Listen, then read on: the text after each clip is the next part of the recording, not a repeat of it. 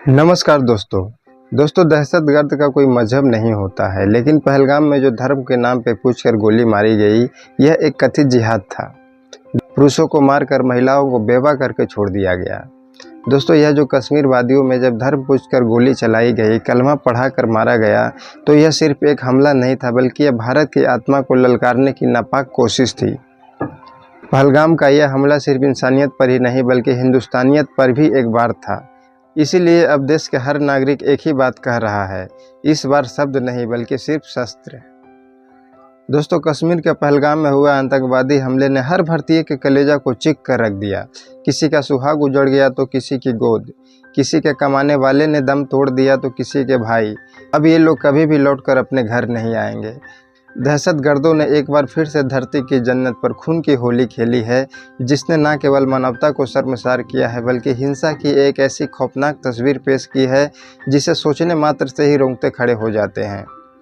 दोस्तों, इस बार तो ना आतंकवादियों ने रात का अंधेरे का इंतजार किया और ना ही किसी सुनसान जगह का टारगेट किया, बल्कि इस बार उन्होंने भरी दोपहर में पहलगाम की बेसरन को चुना, जिसे मिनी स्विट्जरलैंड कहा जाता है। दोस्तों, कहते हैं कि कश्मीर की खूबसूरत वादियाँ अब तक इंसान को केवल मोहती थी। इस जगह पर जो भी आता है उसे बर्फीली चोटियों से इश्क हो जाता है, जिसे वह कभी नहीं भुला पाता है। लेकिन दोस्तों, इस हमले के बाद जो पहलगाम प्यार और मोहब्बत के लिए जाना जाता था, वह अब डर, खौफ और मौत की दहशत में हमेशा याद किया जाएगा। दोस्तों, पहलगाम की इस आतंकवादी हमले ने लोगों के सामने 10 बड़े सवाल खड़े कर दिए हैं। दोस्तों, पहली सवाल यह है कि बेसरन घाटी में जो आतंकवादियों ने निशाना बनाया, वह आखिर इस जगह को निशाना क्यों बनाया। बेसरन अभी तक पर्यटकों के लिए काफ़ी सेफ जगह मानी जाती थी, इसीलिए पहलगाम के तुलना में यहाँ पे आर्मी और पुलिस की तैनाती कम होती थी। क्या इसका ही फायदा आतंकवादियों ने उठाया? दोस्तों, पूरा देश यह भी जानना चाहता है कि क्या आतंकवादी बेसरन वैली में काफ़ी दिन से रुके थे, क्योंकि दोस्तों, जिस तरह से आतंकवादियों ने इस घटना का अंजाम दिया, उससे यही लगता है कि सब कुछ उन्होंने प्लान के तहत किया है। इसका मतलब यही है कि वह काफ़ी समय से यहाँ पे मौजूद थे। दोस्तों, लोगों को मन में यह भी सवाल आ रहा है कि क्या वहाँ के स्थानीय नागरिक भी इस हमले में शामिल है?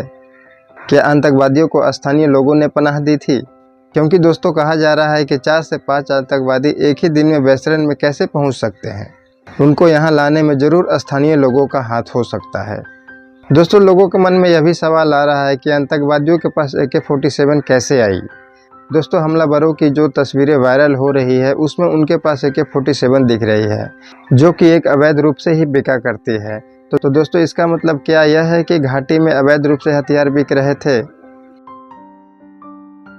दोस्तों, लोगों के मन में यह भी सवाल आ रहा है कि नाम पूछकर गोली क्यों चलाई गई। क्या आतंकवादियों को एक विशेष धर्म को निशाना बनाना था? क्या वह हिंदुओं को डराना चाहते थे? दोस्तों, लोगों का मन में यह भी सवाल आ रहा है कि PM मोदी सऊदी अरब पहुंचे और कश्मीर में इधर हमला हुआ। क्या जिस तरह से इस्लामिक देशों से PM मोदी का समर्थन मिल रहा है, क्या यह हमला उस समर्थन के विरोध में था? दोस्तों, अमेरिकी राष्ट्रपति JD वेंस इस वक्त भारत के दौरे पे हैं, तो ऐसे में सवाल उठ रहा है कि क्या आतंकवादियों ने इस घटना को अंजाम देकर यह भी साबित करने की कोशिश किया कि भारत आना सुरक्षित नहीं है। दोस्तों, लोगों का मन में यह भी सवाल उठ रहा है कि जब आर्टिकल 370 कश्मीर से हटा था तो कश्मीर में शांति का माहौल था, लेकिन क्या इस तरह का घटना का अंजाम देकर यह बताने की कोशिश की जा रही है कि कश्मीर में शांति नहीं है। इसके अलावा दोस्तों, कुछ लोगों का मन में यह भी सवाल उठ रहा है कि क्या यह हमला केंद्र सरकार के हाल में लिए गए कुछ फैसले का खिलाफ था। दोस्तों, सोशल मीडिया पर कुछ लोगों का मानना है कि आतंकवादी वक्फ अधिनियम संशोधन के बाद नरेंद्र मोदी से खुश नहीं है, इसीलिए उन्होंने ऐसा घृणित अपराध को अंजाम दिया है। दोस्तों, इस हमले के बाद लोगों के मन में सबसे बड़ी सवाल उठ रही है कि अगर इस हमले में पाकिस्तान शामिल है, तो क्या वह पुलवामा अटैक के बाद एयर स्ट्राइक को भूल चुका है।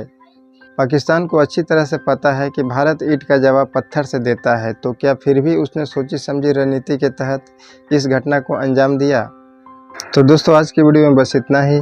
फिर मिलते हैं किसी अगले वीडियो के साथ। तब तक के लिए नमस्कार।